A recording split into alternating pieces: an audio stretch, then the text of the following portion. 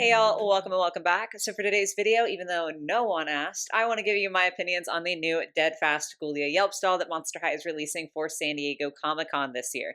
So, real quick, I feel like I need to make a huge disclaimer. I always give a disclaimer in my videos that these are just my opinions, and it's okay if you disagree. Like, these are just dolls and everyone has different thoughts on them. So, like, that's chill. But especially with this stall, I feel like I need to give that disclaimer because I have never been shy about the fact that I'm not a Ghoulia fan. It's nothing against her as a character. I just really don't handle zombies well. I've said that so many times on this channel. So I'm going in with a bias. I'm going to try really hard to not let that just completely sour my feelings towards this doll, but I do just want to be really upfront and say I know I'm going in with a bias. I have this. So I am going to say some negative things about this doll, and as per usual, you're welcome to disagree. Like, that's totally fun and totally chill. Just please don't be offended if I say something bad about this doll, because it's not anything personal against you. I just have my own little thoughts and feelings. So before we can get into what the doll looks like and actually analyzing the fun stuff, I have to go over kind of the more boring stuff. And I have it pulled up, so I made sure that I got all the information correct for you guys. So as I said, this is going to be Monster High's San Diego Comic-Con doll for this year. So it will be available at San Diego Comic-Con, and then for people who aren't going to the convention, it is going to be available on the Mattel Creations website on July 25th, starting at 9 a.m. Pacific Standard Time. I'm sure that it's going to be another one that goes quite fast because I feel like Ghoulia is a decently popular character. She is going to retail for $75. So that's all of the boring stuff out of the way, you actually might need this information stuff. Let's take a look at the doll herself. I'm going to try to be nice, okay? I'm going to try really hard to focus on some positives because there's only one really big negative that I have, and honestly the entire reason that I'm making this video is that negative, but we'll get there at the end. We're going to get the good stuff out of the way to kind of soften the blow a little bit here. So taking a look at the doll, I can understand why people like this. Outside of me just not liking Ghoulia, I do feel like this is fun. Deadfast is a character within the Gen 1 Monster High universe. I don't know if it's been mentioned in G3 yet, but he's like a comic book character, a kind of superhero type, and so this is Ghoulia in basically a cosplay of Deadfast, which is a really fun concept. My number one thing that I really like, okay, I'll give them two really cool things about this doll. The first one is the stand. I love that this isn't just a standard Monster High stand. There's a little bit of embellishment to it. It has DF, the Deadfast logo, and then obviously these almost lightning bolts of red energy kind of crackling around her feet, and I do think that's super fun. I like the idea of collector dolls coming with special stands so that they're just a little bit more interesting, a little bit more fun, and I do feel like it makes the doll feel more luxurious.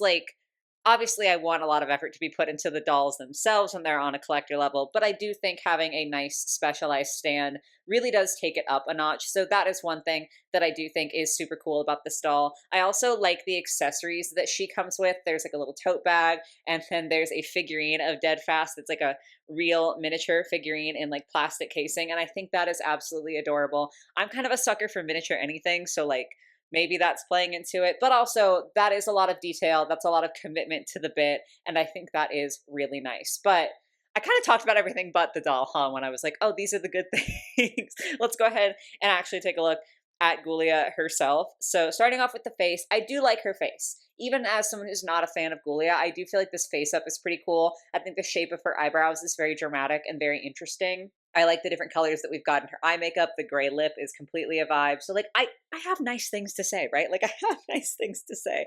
I do also like her crimped hair. I just am a fan of crimped hair on dolls. It's just something about the texture of it is absolutely amazing to me. So kudos to them on that. No real actual complaints there. Moving on down to her outfit. It's not for me necessarily. I don't look at this and think, wow, I love it, but I don't hate it. I do understand with the Deadfast inspiration, the jumpsuit and everything makes sense. I do feel like there's a lot of good details on there, the striping of blue and green on the suit I think is really interesting and adds a nice little pop of color for Ghoulia. I know a lot of people are a really big fan of the kind of metallic red drippy neck piece that she has on, and yeah, that's fine. I will say I don't love the sunglasses. I understand where they're coming from, just on a personal note. I'm not necessarily obsessed with that. Then looking at the shoes, because G1 Monster High, you always got to take a look at the shoes. They're always doing something wild. And these are pretty cool. The little Deadfast running on the heel is a really, really nice addition. Like, that's such a delicate little sculpt. I would be curious to see once, like, obviously people can buy these and like they start getting these dolls, how fragile that is, because it looks fragile, right? Like, that is a very delicate little piece there. So that kind of scares me a little bit. I'll have to watch some reviews of people unboxing because it looks absolutely sick. I just feel like that does have the potential to get broken. But if it doesn't, good execution there. And then obviously taking a look at the box, because some people are going to want to keep this doll in box and she is like a collector one. It's okay. I feel like we're trying to do like a motion blur effect here, and her hair is packaged so that it's like pulled away from her face. I understand what we're going for.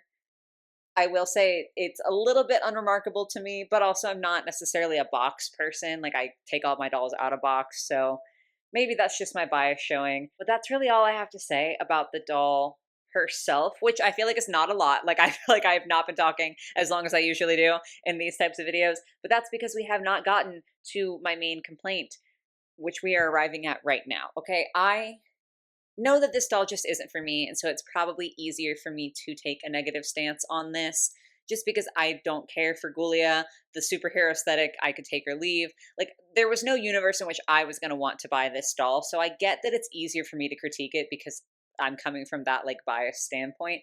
However, I am kind of disappointed that this doll exists at all, not because I don't personally like her, but because we've already gotten a Deadfast Ghoulia from Gen 1. They already made this doll. I don't remember, because I feel like it was some sort of collector level. I have the old one on screen. I don't remember if it was also an SDCC doll or what the situation was, but Deadfast Ghoulia is already a thing. She already came with the tote bag, already came with a little figurine. She had like her regular glasses, but also some Deadfast glasses. Yes, the outfit is very different. And I will be open and say I do think that the new one is better. I think that there's just more detail to it, and I think that it looks nicer. I also really like her crimped hair a lot in the new one. But we've already gotten this concept and this doll, and I think that is what is frustrating to me is I just wish we were seeing some ingenuity. And like, I guess that's not entirely fair because obviously the designers who made the 2024 Deadfast Ghoulia have ingenuity. Like, they created something different. Obviously they were like drawing from the same sort of source material, but they made it look kind of new and improved. And I do think that it is a well-designed doll, even if it isn't for me specifically. I just wish we were seeing something actually brand new. Like, there were rumors going around that the SDCC doll this year was going to be a Sweet Screams Claudine, because last year we got Freak de Chic Draculaura, which I think was a good blend of, even though I didn't like the doll, like personally, even though I didn't get her, I think that was a good blend of doing something new because it's like a brand new concept for the doll. We never had a Freak de Chic Draculaura, but tying into the old G1 stuff because obviously it's like a Gen 1 sculpt and it's a Gen 1 line. Like, Freak de Chic was a line and they're just introducing a new character to that line basically through SDCC. And so the theory was that that was going to happen again this year with Claudine getting a Sweet Screams doll. Was that a doll that I was like, oh my gosh, I can't wait to see this? Like, I'm probably going to buy her. Not necessarily. Like, the Sweet Screams line, I think, was a really good line. I never connected personally with the dolls, so I wasn't like, as soon as this Claudine goes up, I'm going to want to buy her. But I was curious to see her. And like, at least that is kind of the same premise as the Freak de Chic Draculaura, where Claudine did not have a Sweet Screams doll. So even though the concept is old, there's like a whole brand new execution to be had, right? Whereas with Deadfast Ghoulia, as far as I know, no one expected this. Like, no one saw this coming. It's just disappointing to me to see what is basically a complete remake. Like, yes, some things are different, some things are improved, but this is essentially a doll that was already created. And like, to me, if you wanted to remake this doll, I feel like you could have just made reproductions of the original, because I would rather have the SDCC exclusive doll be something completely new and completely exciting. And maybe I'm totally off base. I have seen a lot of people on Instagram be really excited for this doll, because I mean, I guess a lot of people love Ghoulia, and that's great if you are excited. I think for me personally, it's just a bit of a letdown because I kind of see, even though I literally have never bought an SDCC doll for Monster High or any other brand before, I've just never been into them or like been around for them. But I kind of think of those releases as like looking towards the future, like see what we can do, see what we can do as far as pushing the boundaries of Monster High and revisiting this old thing but turning it into something new. I feel like it's meant to be looking towards the future, and I guess you could make the argument that this is doing that in the sense that it's like a better do-over of the Ghoulia Deadfast doll, but there are just so many similarities that it is hard for me to feel charitable in that way and hard for me to feel excited with that because I really do feel like it's just so much the same. And I'm going to go off on a bit of a tangent here because through talking with people in the Instagram DMs about this doll, I kind of like got into my feels about G1 versus G3 and all of that because obviously this is a Gen 1 doll. It's referencing extremely heavily an already existing Gen 1 doll. It's basically just a remake of a Gen 1 doll. And it's so hard for me because I really truly do love G1 of Monster High. That's what got me started in doll collecting. It will always mean so much to me. But I feel like more and more Mattel is relying on the nostalgia factor when it comes to Monster High instead of letting us move towards the future. Like the reproductions are fantastic. Please do not get me wrong. I've bought a couple of them. I'm glad that they're there because the secondhand Monster High market is an absolute nightmare sometimes. And so I think that's a good way for people to be able to get dolls that they've always loved without having to pay crazy secondhand prices. Like that's super duper. But with Gen 1 existing kind of alongside G3, with Gen 1 getting new dolls, with Gen 1 getting reproductions, and now like with the SDCC doll not just being a Gen 1 doll, but being basically a remake of a Gen 1 doll, I kind of just feel like they're banking so heavily on the nostalgia factor. And again, I understand that. I am also nostalgic for Gen 1 of Monster High. I just wish if we were going to keep getting Gen 1 Monster High stuff, it would genuinely be brand new, or let G3 have a time to shine, right? Like let them have an SDCC doll because I love G3 of Monster High. I know people are still really hung up on like debating which generation is best, and I just that's fine if you want to argue about that.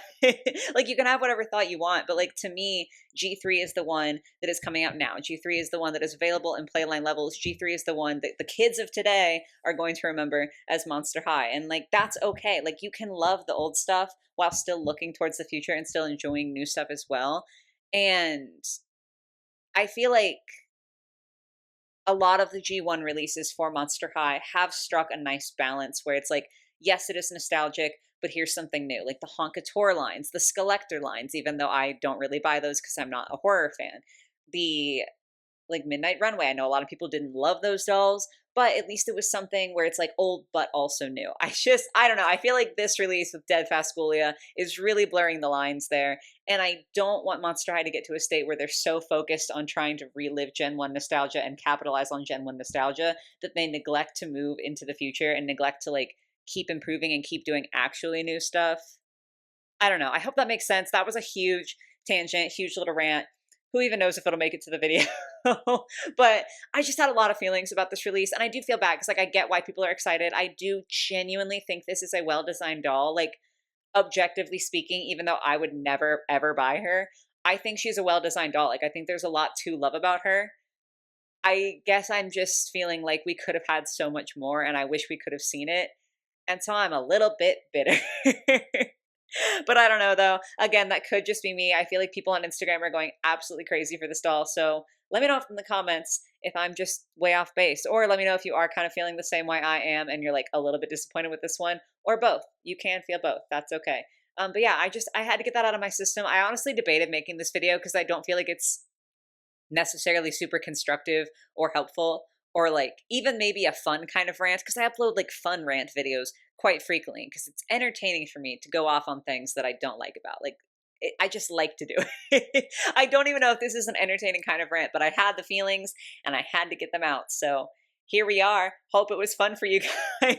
As I said, feel free to leave any of your opinions in the comments down below. I hope this was entertaining for y'all. That's always the goal. So thank you for listening to me ramble on and on. Hope it was fun for you guys. But yeah, that's all I have for today. So I hope you guys have a lovely rest of your day or your night, whatever it might be, and I will catch y'all on the next one. Bye, guys.